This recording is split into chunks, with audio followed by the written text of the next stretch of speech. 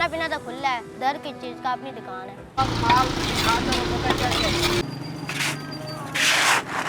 हमें नहीं गर्मी लगती, हमारा काम है क्योंकि खेलने खुलने का शौक नहीं है हमें।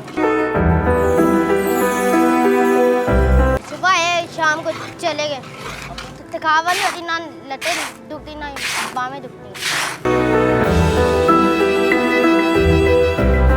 माशाल्लाह 5-6 हज़ार हो जाता रोज। दिहाड़ी में हमारा अपना ही काम है।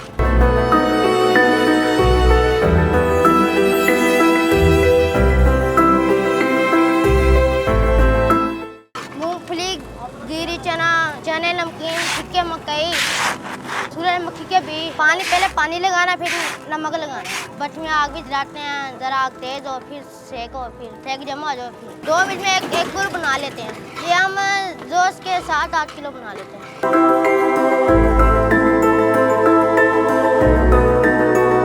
माँ है, पापा है, बहन है, भाई है, नानी है, नाना है। हम नहीं पढ़ते नहीं हैं। हाँ जी, जौन से यहाँ है वही अम्मी को जाके पकड़ाते हैं। घर खाते हैं, खाना पैसे भी अम्मी को देते हैं। अब मिस्त्री हैं, हाँ जी, सबसे बड़ा हूँ। माशाल्लाह घर का सामान पूरा होता है। मैं मेहनत करूँ, मैं अपने छोटे बहन भाइयों का पढ़ाऊँ।